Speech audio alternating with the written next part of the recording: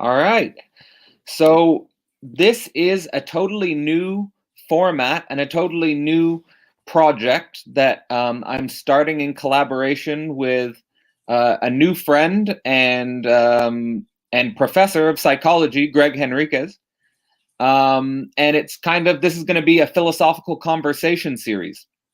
And this specific conversation with Gregg Henriques is about the Enlightenment Gap, and we'll define for you guys what the Enlightenment Gap is, why we think it's important, and maybe to start, I'll just say that in our conversations we have sort of defined it as a double problem, you could say, a double problem that's spanned multiple centuries, that has involved all the different academic disciplines, and that is kind of like you could call it maybe a meta problem. And the two problems are the well-known, I would say, the matter-mind relationship. What's the relationship between the material universe and our minds, our mental cognition? This appears in Cartesian dualism, for example. You have the cogito ergo sum, I think therefore I am, and that this separation between the world and pure thought, you could say. And you could even say that notion of cogito ergo sum is underlying the scientific materialist universe of thought. And then the second problem being a problem of science and society relationship. We have a universe of scientific knowledge, which is centuries old now, but we also have social knowledge, which is not necessarily reducible to scientific knowledge. Well, some would say it's reducible to scientific knowledge, right? We might call that scientism. But there's scientific knowledge, and there's also social knowledge. And what is that? What do we mean by social knowledge? What is its relationship with scientific knowledge? Perhaps the biggest division in the academic world, certainly I'm excited to get into this, is social constructivism, right? What do we mean by social constructivism? Surely some form of social constructivism is true, but to what extent? What do we mean by that? And what is the relationship between, say, rational knowledge, the idea of rational knowledge, and the conflicts and the existence of our social life, which is oftentimes irrational, which is oftentimes emotionally charged. You might call it the head and the heart. And so that's kind of what we want to have a deep dive into. That's what we want to have a deep conversation about.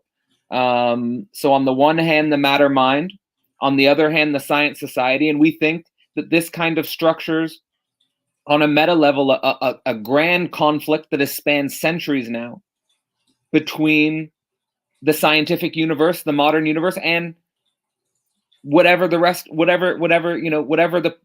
excesses that the scientific universe doesn't cover is. So with that being said, Gregg, why don't you introduce yourself, introduce some of the work you've done on what we're calling the Enlightenment Gap, and let's start talking about it. Amen, man. Well, Cadell, it's great to be here with you. It's great to be here starting this journey with you. I think there are things in the air, in the zeitgeist, as it were, in this time between worlds, to use Zach Stein's frame that he made famous. And I think I'm really excited to dive into this thing called the Enlightenment Gap. So this is actually, a lot of people have stumbled on or had obvious commentary. I mean, mind-body problem and modern versus postmodernist sensibilities are ubiquitous. So let's be clear that, this is not, this is something that scholars, scientists, philosophers are very aware of. I think that we're potentially in a position to talk about it in a newly productive way. That's what my hope is. So my entry in, and I coined the term Enlightenment Gap, and then I shared it with Cadell, and then he and I agreed that this is a very useful frame. But I coined it in the context of writing a book that I'm in the midst of called The Problem of Psychology and Its Solution.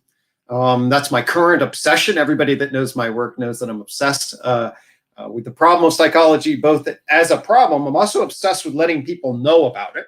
Okay. And what I mean by that is when you get physicists together, they're pretty consistent. in their language concepts, that they're referent in the world as matter and energy and how it changes through time. Biologists are pretty clear, although they disagree on the fine-tuned elements of what life is. They know that a bacteria cell is alive, and that's different than a hydrogen molecule, water molecule, and that's not alive. And their biology is the science of life. And you can trail it up into ethology, into neuroscience, and those disciplines, those natural science disciplines, have pretty clear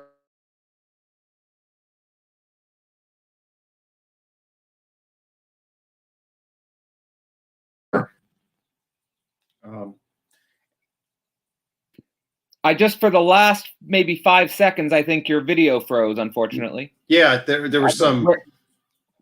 Okay. Just continue on.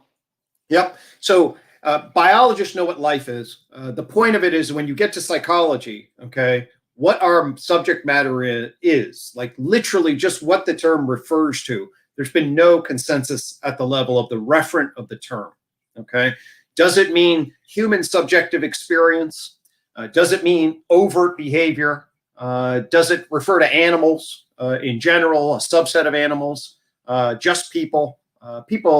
There's the system itself completely lacks a consensual agreement on the basics of the scientific enterprise. And this is why I'm very critical, although you'll see that I'm anchored to a naturalist scientific worldview, although one that also emphasizes a particular kind of spiritualism. So I find that fascinating. And I think that if you recognize the problem of psychology, you realize that if it tries to be the science of the mind or whatever, mind and behavior, you realize that it's going to be right smack dab in the middle of the Enlightenment Gap, if the Enlightenment Gap is referring to the joint problems of what is mind and matter and what is scientific knowledge relative to social knowledge. And so I see a very tight relation between the Enlightenment Gap and what became the problem of psychology. So I'll bring that. And I'm really excited in working with Cadell because we have in exploring this, because we both have different but very complementary views. So I'm embedded in the science of psychology, but I'm also a clinician. So I really became to this at how do you do therapy, and encountered all of the different beautiful models, but contradictory models, such that my experience was when they're done well, I can really honor that and see the value in that. Yet their language systems and assumptions about human nature are radically different. I then shifted to the problem of psychology as a scientist. Cadell, your background, in anthropology, your knowledge of history in general, and your knowledge of psychoanalysis, your knowledge of global brain, evolutionary complexity. I think we have real wonderful complementarity, and I really look forward to riffing off of this and seeing where it takes us. Totally. So let's try and build on that. So you're coming from the perspective of a psychologist, and you're coming from the perspective of this problem of incoherence in the psychological literature, and basically the problem of incoherence in the psychological approach to human beings, and say, I guess where I situate myself is definitely as a student of anthropology, definitely as a student of history. I was always interested, the way I always saw science, because I started in anthropology, and the way I always saw science was that science was a human activity. Whereas sometimes when I read, and I was interested in physics. I was especially interested in physics, to be honest, like from an anthropological point of view. I agree with the physicists when they kind of present physics as a special type of science. I think it is. I think it is. But at the same time, I always see physics from a human point of view. Right. So like the way I see it, this is the example I always give to when I try to describe the way I see physics, is, and it might actually be complementary with your big historical model. So it's when I hear two physicists talking about, or if I'm reading a physicist describe the Big Bang, for example, Okay. we have the physical phenomena in itself of the Big Bang. But we also have the phenomenon of two conscious psyches talking about the beginning of time. Yes. And that is equally fascinating to me, because not only did the universe have a beginning, but it produced entities, emergent, complex entities, which are interested in beginnings. It's unbelievable. And so to me, when we talk about the Enlightenment Gap, I'm just using this example because when we talk about the Enlightenment Gap as this gap between matter and mind and science and society, I'm using this example to capture, to me, what the gap is, which is we can well describe physical phenomena and so forth. We could get consensus, say, on what happened at the origin of time, maybe. Yep. Maybe we could get consensus on the chemical composition of our universe. We could get consensus on what is life, autopoietic systems or something. But then we have the social level and the mental level, where we are actually working things out amongst ourselves intersubjectively. Yes. And that, to me, requires exactly what we're trying to do now, in some sense, which is to have some type of complementary difference where we can work things out, but we don't have the whole picture yet. And maybe there is, maybe there isn't a whole picture. I don't know. So what do you think of that way of framing? Like, you think, because usually we think, when we think of the Big Bang, or if you're in a physics class, you're not really thinking, at least to my, in my experience, you're not really thinking about the intersubjective, mental, social dimension of what does it mean that we're talking about the beginning of time? Because that basically, to be fair, that brings us into philosophy, I think. Totally. Yeah. And I'm so right. I believe, and this is one of the great questions, I believe that the modern scientific enterprise, especially exemplified in physics, figured out a way, sort of, to factor out human knowers and leave behind a map of the what I would call, my language is the ontic reality, is the Big Bang in itself. So I'll use the term ontic reality. So that's independent, that presumably our model sort of is like, well, that happened before us, and it's independent of us talking about it at some level. Okay. Now the interesting thing here, okay, is there is this knowledge entanglement, because 100, 200 years ago, no one knew about the Big Bang, right? Okay. We developed the model of the Big Bang based on our physical ontologies, meaning the theories that physics gave us, the emergence of the atomic theory of matter, okay, just matter mechanics and motion, then dropped into quantum mechanics at the subatomic level. General relativity gives us this idea about the relationship between mass and space-time. We start seeing the relationship of movement and mass and space-time. We get a map that things could be collapsed. Oh, if you back up time, they fall back into a single point, as it were. And now we have an ontological map that maps the ontic reality. Okay, but we're also, so there's a couple of things that we're going to disentangle. One is, well, how can we differentiate the ontic reality from our ontology? Okay, what I would call our common sense ontology, and I'm going to use that term, meaning our claims about reality versus reality.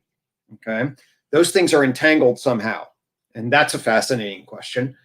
And to get more to your direct point, but I wanted to make that point first, is then what is the real relationship between human knowers, knowing in philosophy, and these physical theories, to the extent that they can factor out the knower, which is basically the mentality of physicists as I hear them. We're trying to create, and if you understand the modern system of science justification, it fundamentally is get the system into a quantifiable, empirically deductive place where your subjective biases are removed, and start doing logical analyses that are quantified, that then try to eliminate other explanations, develop a robust, falsifiable, deductive element that then creates an inductive to just best explanation that is supposedly true independent of people. The periodic table of the atoms, the atomic theory. One of my great questions, I'd love to get your take on this, is would an unbelievably advanced civilization that say visited us, an alien civilization, would they have the same basic atomic theory of matter that we would have, or do they have a radically different ontology? I love to wonder about that question. So for me, these issues of, yes, there's the Big Bang, there's here humans are talking about the Big Bang.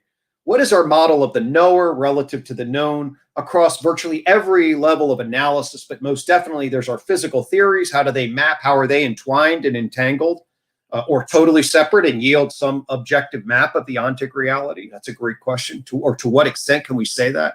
And then, what is this fundamental relationship between this evolution of complexity, where now it's concerned with beginnings and telling the story of itself? I think there's a lot of spiritual. Certainly spiritual fascination that I have with a universe that wakes up and reflects on itself, at least. So I just threw a lot out there, but I try to rip off of what you were saying. I'll see what you pick up in relationship to that. Yeah. So let's use some common phrases that sort of capture this weird relationship between our maps and the reality. Good. So, like, you might say that a naive scientific materialism would say that their map is the territory in some sense. Like, that there's not really a difference between our map and the territory. We're just developing a map which is covering an ontological field which is already there, and just sort of we're just describing it. We're describing. We're discovering the map. Right. Discovery, describing at its fundamental, so that anybody where they're going to say they're going to describe the reality, this theory has to be the thing that makes that. Absolutely. And so in that way of seeing, then I think we would answer the question that I think we would basically have the idea that if we're mapping reality out there as it is in itself, then any other alien intelligence who had language and mathematical capacities would also be mapping that same reality, and that we would be forming a common picture that's universal, independent of the intelligent species which is doing it. Exactly. So, and like the classical example of this mapping of reality out there, I think you could take it back to Galileo with his disagreement with the church, where you have this idea that the church had the ideal that all bodies moved around us. And then Galileo says, look, I can observe and map that there are bodies that move around something that's not us. And that's true independent of what you say about that. Completely. You could have your own map, but it's just a fiction. It's just a fantasy. It's a myth. And we want to destroy that myth, and we want to see what's true about reality. But 100%. Then you have, I would say, the postmodern turn. And in the postmodern turn, you have this idea that the map is not the territory. Like that scientists are confusing their map for the territory. And I think the evidence they would give for that is like something like Thomas Kuhn's scientific paradigm shifts, where you could have a map of what you think is reality, and then there could be a historical event which totally changes your map, and you're like, whoa, what I thought was reality is totally not reality at all. So my favorite example of that, which we can connect to the first example I was trying to give of physics and the physicists and the Big Bang, is think about what we thought was the universe 100 years ago, or say 150 years ago. Right. That's what we thought there was one galaxy. Yep. We thought that space and time existed forever. Absolute space time. And we thought that basically, like, we didn't have knowledge of other solar systems. Totally. So, and then you have, and we didn't know. So, but then we realized, whoa, the universe is expanded, and the universe had an original point. and everything came at once from this point, and that actually there's hundreds of billions of galaxies, and that we only have access to the observable universe, and the universe itself could be much larger than our observations of anything, and there could be trillions upon trillions upon trillions of other worlds. Yes. And that's only in the last 120 years. Totally.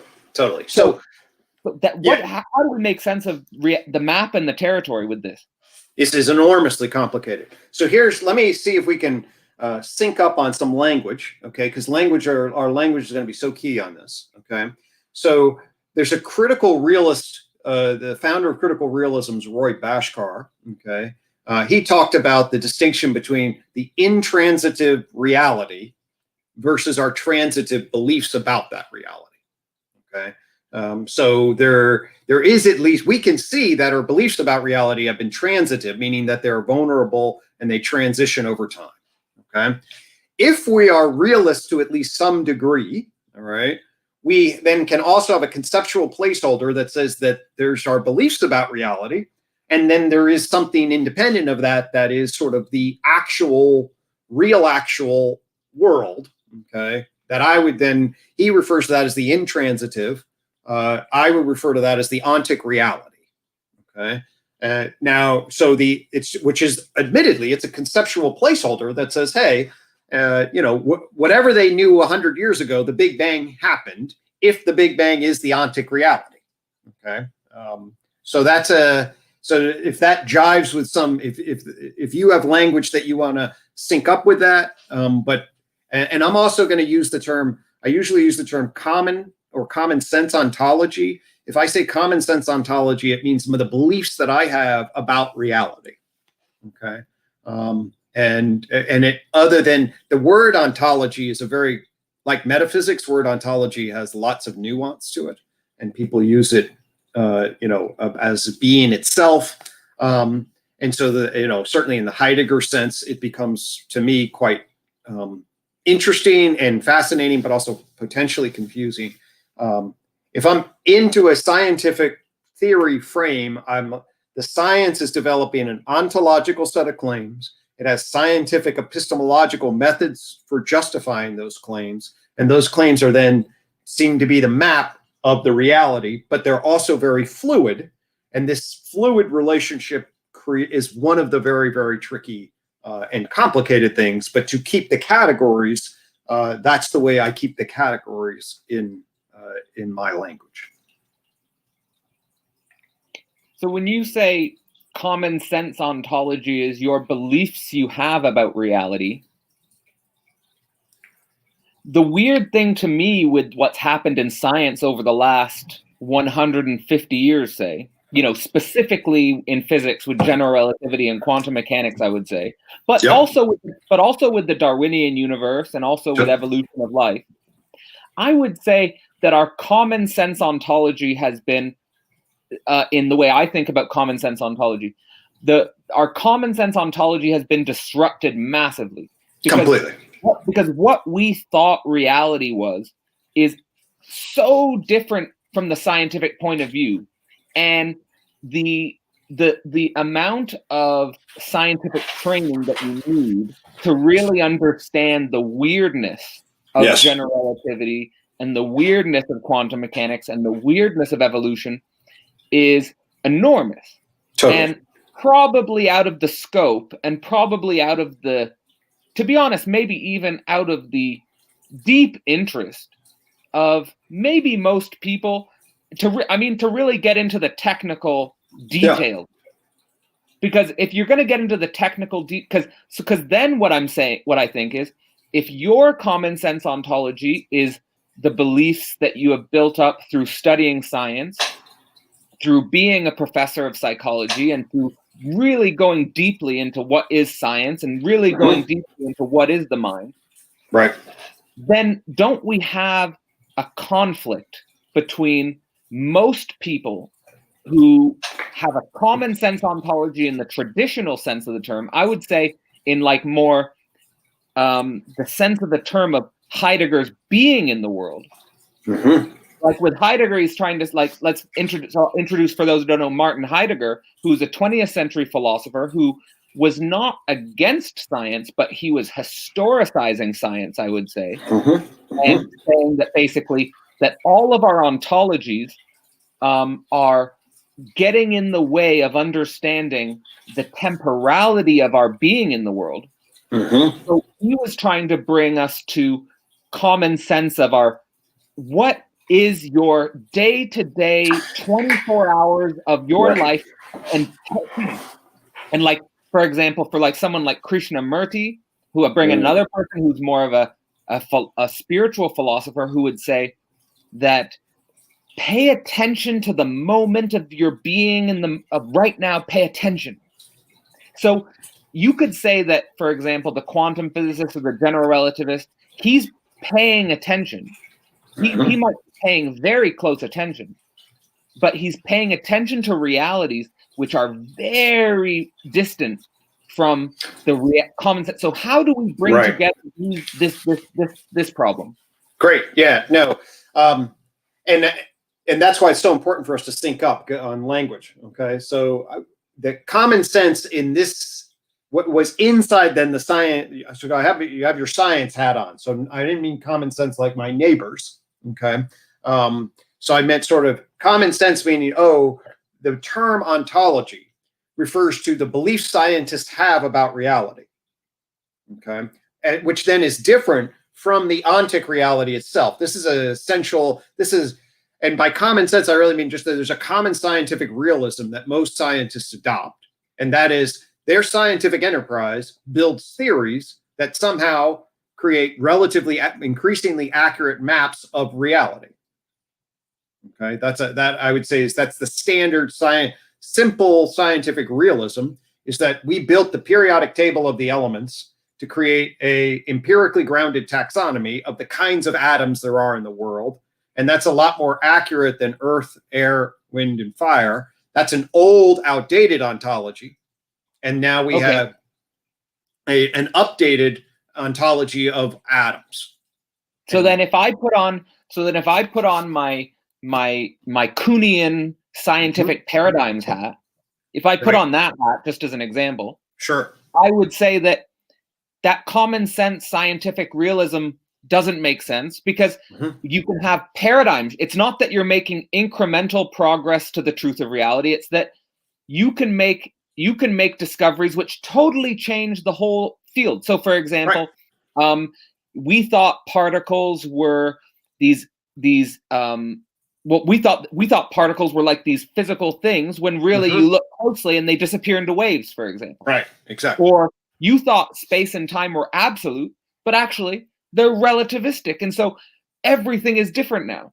Or so how do we account? So how can, and then we have this gap, the Enlightenment gap between, if you have this, and here's the question I would have for you is, in this Enlightenment gap, you have the scientific way of seeing the world, which has its use, clearly, has made so much progress with that. And we have so much better view of where we are in the universe, we think, than we did in the past. But then you still have this gap between science and society. Which I was trying to bring with the Heidegger and the being in the world. Which is, and that is, those perspectives are absolutely crucial in my estimation, and they are trying to highlight something. They're trying to highlight multiple things. They're trying to highlight the scientific paradigm shift. Okay, you can gain access to a profound grounding in the world through your own being. Okay, so there's a phenomenological way to be grounded in the world. Okay, which is different, and I would think Heidegger would acknowledge this. This is a different kind of knowing and being than scientific knowledge is knowing and being. So I'm now, and they can be complementary, but they're different in the sense that I, from a phenomenological perspective, at a being level, there's a collapse between my ontology and my experience of being, so that I have access to my essence right here. There's an isness in my phenomenology. Okay, that is foundational in the sense that the intersection between what I know and my experience is as clean and pristine in this moment, as long as it makes no additional claims other than just it is what it is in and of itself, right? My experience of this grape soda, even if it might not even be grape soda in there, my experience of the grape soda, okay, is an embodiment of a particular kind of phenomenological reality that has its own particular ontological, ontic reality relation, right? I mean, it is, my friend Rob Scott calls this isness, right? From the subjective phenomenological perspective, okay? So and to me, that's a very, very important frame, but that's not at all the frame of science. In fact, science, to get back to your point about like Galileo, there was what Galileo was saying in relationship to the church. There was also what Galileo was saying in relationship to, say, Aristotle and his metaphysics, okay? And the way in which what justified knowing. What justified knowing in Aristotle's metaphysics is if we all shared a similar conception, and we looked at that conception and we interacted it, and it had conformity, and there was group conformity, then that really, it's sort of the polis had group conformity around an entity. That was reality, a shared sense of what is true that you could pragmatically interact with, okay? One of the things that Galileo and the shift from an Earth-centric to a heliocentric perspective engendered was the awareness that in and of itself is not adequate, because everybody agrees that their perceptual experience is that we're sitting on a relatively centered Earth. The sun comes up and rises around us, okay? And then it sets. So the Earth has got to be in the center. We have that as a shared sense. But no, it turns out that you rotate this perspective and you have to get out of your head, out of the qualia, and into the quantifiable objective evaluation.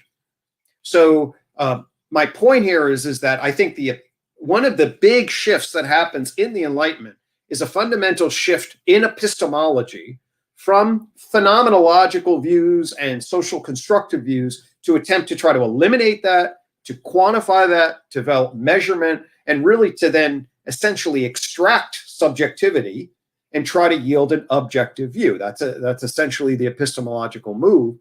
Of course, to do that scientifically is essentially completely antithetical in some ways to everyday human living, because what else do you and I care about than our embodied being, the relationships that we have, the taste of grape soda, the qualities, the qualia qualities that actually, for each of us from the inside, from the interior epistemological view, make life and consciousness and make existence. Right.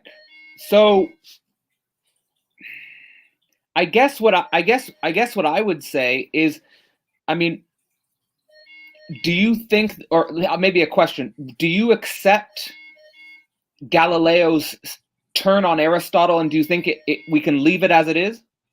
No. I think that it's a very powerful move, but I think about science as a particular kind of language game, okay, in a Wittgensteinian way. And my term for this is a particular kind of justification system, okay? A justification system is a linguistic system that says, hey, here's a frame, all right? And then here's actually a particular epistemology. It adopts a third-person objectivist epistemology. And my argument is that actually and I like Ken Wilber's quadrants, especially the distinction between interior phenomenology and exterior behavior.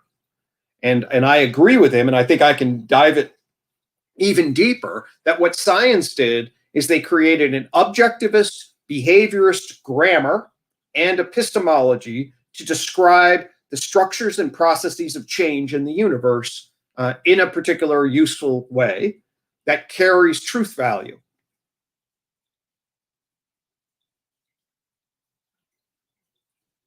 Because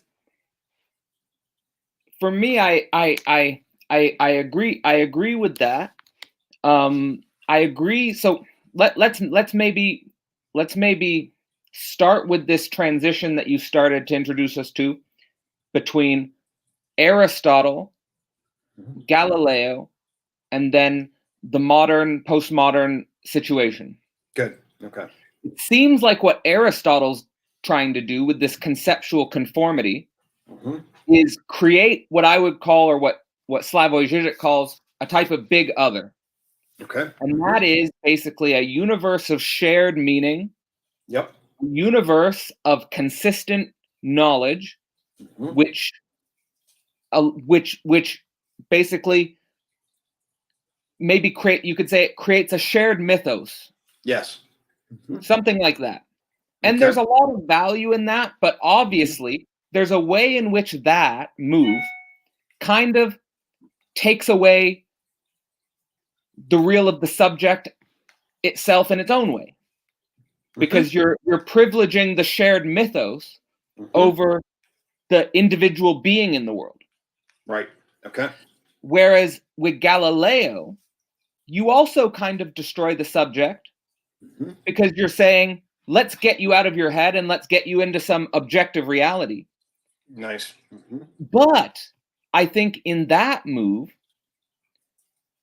I think the psychoanalytic point of view is that is its own type of fantasy.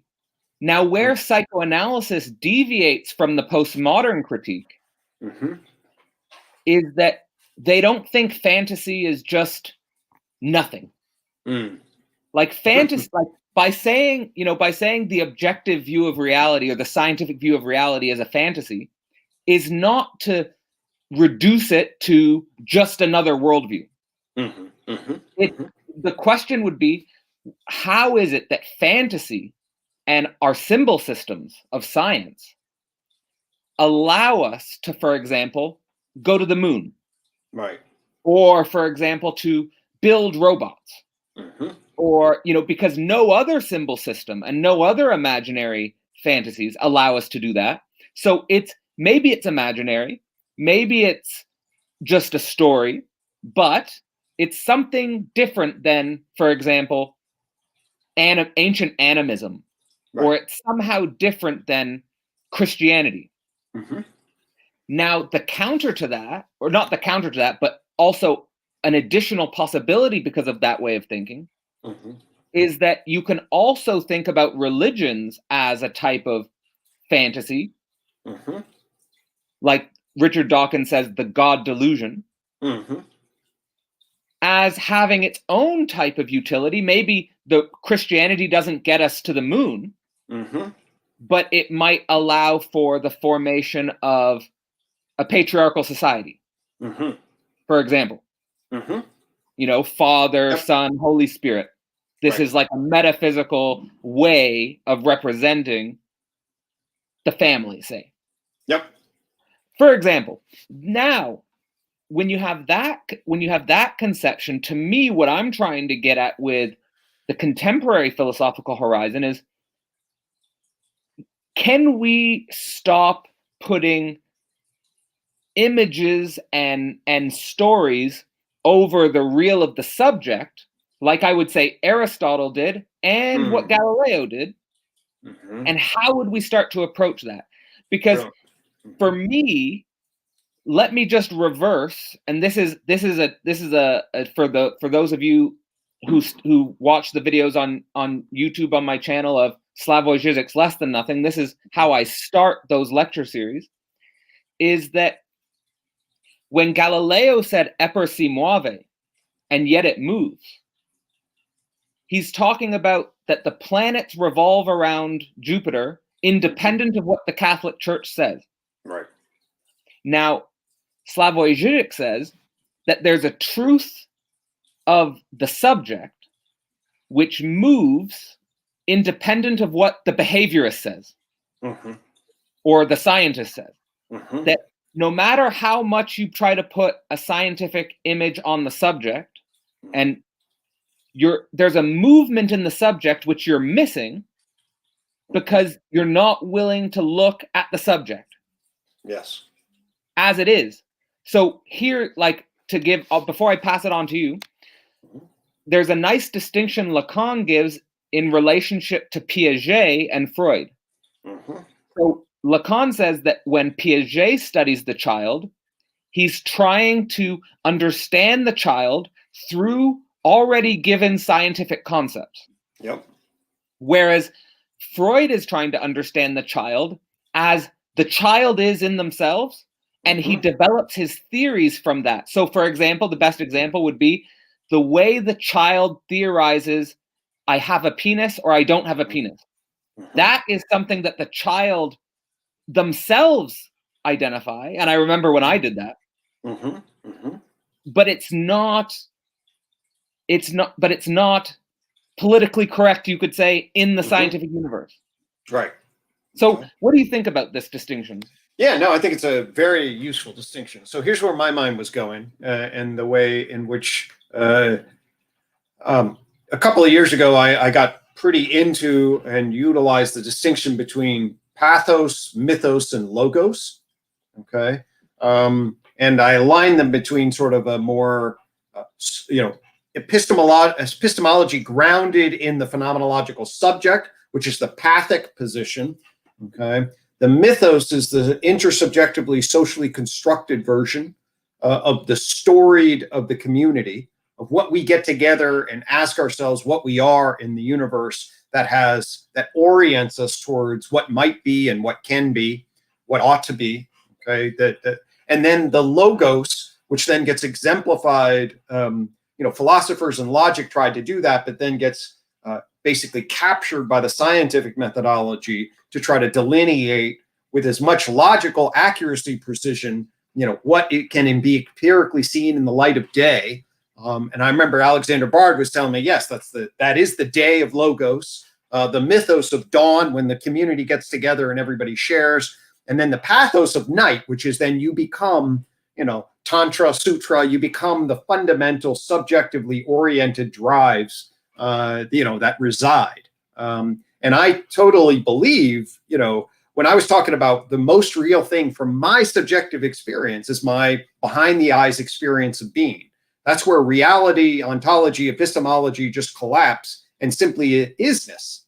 Okay. And so from subjective pathos, that is the primary epistemology for me. Okay. Meaning that carries the day from that vantage point. And objective science, basically, like you were talking about, has the danger of, behaviorists did this explicitly.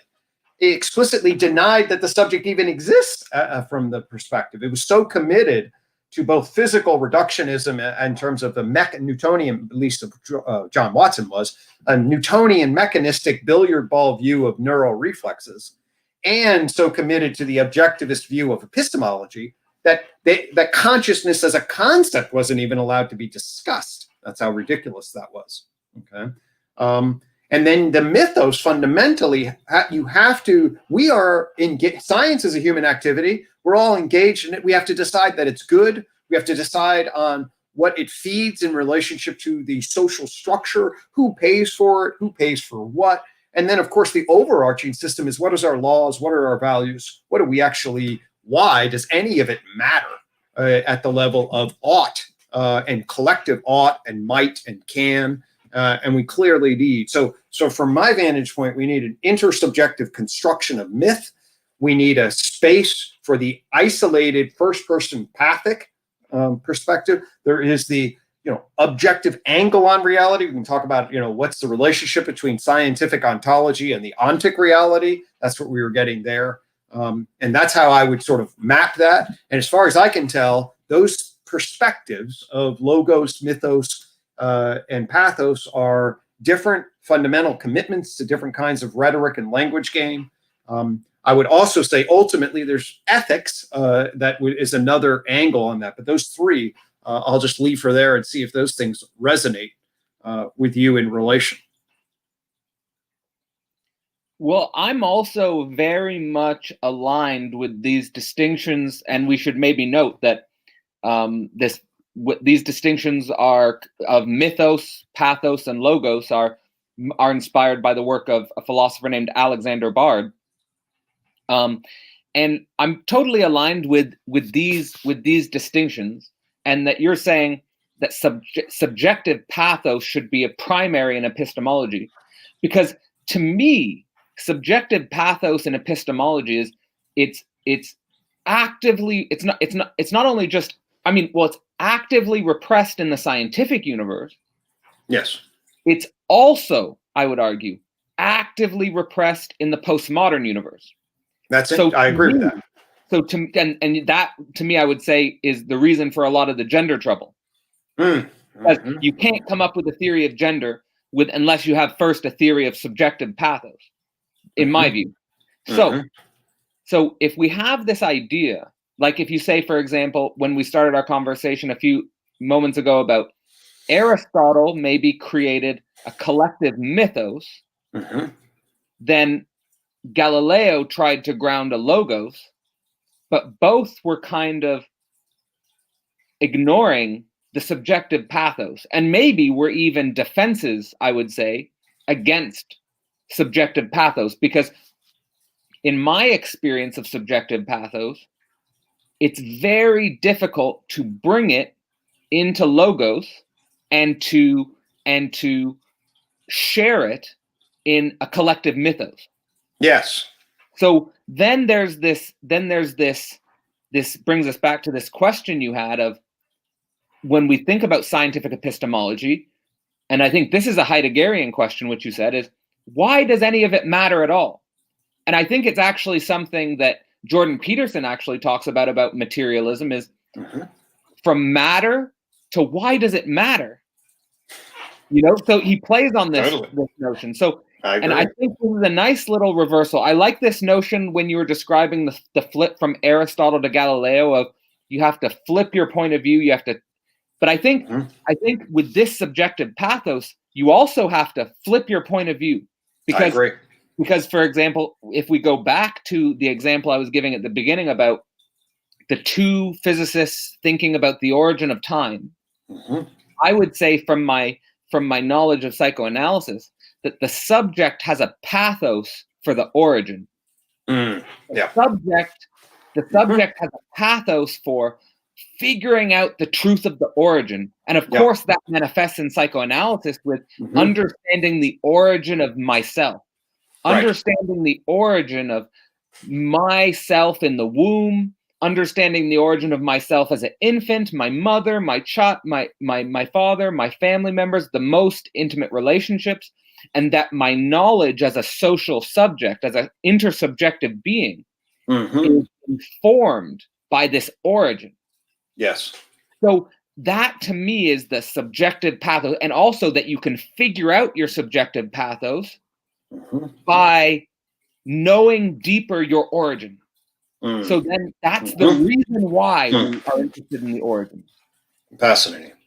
So then how, and this is where me and the frontier of my thinking, I struggle to figure out, how do I then take this subjective pathos and then make sense again from a new eyes of the scientific universe?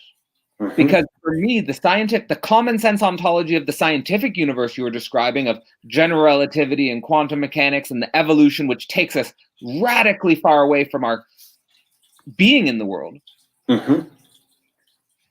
then brings us back to this pathos of the scientific mind, which was brave and bold enough to go into these territories which took them very far away from their being in the world and into totally different worlds. So, and I would say that pathos is universal. That we all have this pathos to go out into the farther reaches and to figure out something that no one ever figured out before. And it's that adventurous spirit. Yeah, no, it's beautiful. So so there's a lot there. So for me, I'm both a scientist and a humanist. Okay, and those things are not the same thing. They come from my tradition in the academy, which undoubtedly is situated and in the sciences and humanities and the two branches of C.P. Snow and all of that. But for me, then, the humanities really do represent sort of the elements of pathos and mythos. And what I would say for me, they connect sort of the goodness and beauty and subjective and collective intersubjective. Okay. And I completely agree. One thing I would say about Aristotle, he was so into logic that he certainly moves into logos a lot. But certainly, if we put the Christian church as being the dominant mythos of Western Europe, we can then see the Christian church as a mythos that then it spawned to try to gain more accuracy of the natural world. It spawned natural philosophy, but then that natural philosophy came and started to, completely challenge by delineating a totally different logos, a totally different perspective. It then challenged the frame. And so we had then a scientific logos, okay, that then fractured off of our mythos. And I think that this is what Jordan Peterson certainly is noting. And I think it was what Nietzsche noted. I think Jordan Peterson is fascinated about Nietzsche noticing what does the death of God mean in relation, right? And I think your point, and I think we both agree with this, is that both of those are titanic struggles, scientific logos, what fundamentally is the mythos, but both of them underappreciate or underrepresent the potential pathos and the pathic relation between these two domains. And I believe that a part of the Enlightenment Gap or a coherent synthetic philosophy is going to be able to create, ideally, have available, give honor to appropriately in relation the pathic, mythic, and logo frames. And if we have complementarity between those, and I believe that we can get better complementarity, absolutely, between those. And the last thing I'll say, and then is part of my journey as a psychological scientist and a therapist. Okay, so I am both. What is my scientific objective view of the universe that allows me, from a behavioral perspective, to see the people in front of me as unfolding patterns of behavior on the one hand, okay, and what's an idiographic, real mattering relationship that I have with myself, with a client, in the real world, with the struggles and the pain and the suffering and the hopes and the shit of being there and having that matter. And for me, those are definitely different language games. My task was to say, well, they're different language games. They can be a lot more coherently enriched and interwoven than is currently offered to me. And that was part of my passion and drive. Okay, so let me make one distinction which I think is useful for our conversations going forward, which is I think that science tries to be logos. Mm-hmm. I think the humanities try to be mythos in terms of story, emphasis on story. So like the old saying, the universe isn't made out of atoms, it's made out of stories. Yes. Good. This idea. So you have science logos saying universe made out of atoms. You have mythos story saying universe is made out of stories we tell. So even atom is a mythic story. Yep. Then I would say pathos is not captured by either the sciences or the humanities yet. Good. I would say that to me, when I think about deeply pathos, I think it takes us into something that I like calling alien. So that's what and then I would say that because, why do I say that? I say that why does pathos take us into something alien? First, I'm saying it because I'm trying to communicate that pathos takes us into something different and something other than we know at the moment. Okay. And that pathos, if you connect with pathos, it takes you into places which challenge both your scientific view of the world and your own human story of the world. Okay. And that if you go into that, it's like a feedback loop which retroactively changes both. This is I'm just trying to explore this idea. Yep. I'm just trying, because it's, and here the way I'm making sense of this triad we're exploring here of logos, mythos, and pathos is that with dialectical logic, basically. So that brings for me, for people watching, that brings for me to Hegel, who was a dialectician of history, who was studying the logical movement of spirit. And with the notion of Hegel's triad and triadic thinking, you have two opposite elements which are unified by a third, and that third element takes you into a different field. Yep. So you have logos and mythos, which we have C.P. Snow, the two cultures. We all know the two cultures. Then you have, I'm saying, there might be a third element of this pathos, which is underlying both. The pathos because the scientists have a pathos and the humanists have a pathos. And that if you fully go into the pathos, you change your view on both the mythos and the logos. So maybe because we have maybe 5 minutes to close up, so maybe either we could save that idea for a second podcast, because I think it deserves its own podcast. I agree. So maybe to close, maybe you could give a summary of what you think we've achieved so far in the first conversation, and it set our viewers up for the future conversations to come. Amen. Amen. Well, I think that we are getting a handle on where the problem is. Okay. So, right. We delineated. I think we're in complete agreement. And I think that I'd like this to be well known, kind of like the problem of psychology. I think if we have a shared understanding of the problems, that's a very helpful frame. Okay. So the Enlightenment, modernity, is a mindset, it's a sensibility, it's a cultural code. It's got a number of elements. Okay.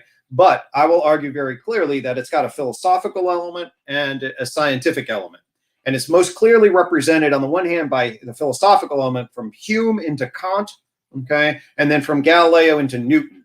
And you get and then we can talk about Hegel, and you know a lot more about him. But I'm stuck. You taught me. Think about me as being stuck and being handed a psychologist, sort of the Kantian philosophy that separates the sort of phenomena from the nomina and has a category of mind that then allows you to understand it. And you have a Newton methodology, and then you have a matter and world and an observer that's doing that. And oh, there you go. Okay.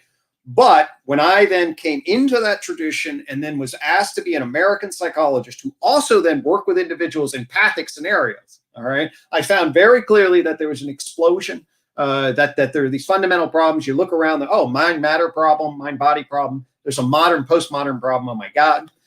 I think as we wove into it, we immediately are then seeing now as we get to this and our language systems start to sync up, we're like, okay, yeah, there's a logos, there's a mythos, there's a pathos. This allows a much more complicated and more holistic. It sets the stage for a potential synthesis. I look forward to dialoguing with you about Hegel, because some of the insights that I had perhaps set me up to capture Hegel from a different perspective, or at least connect to him from a different perspective.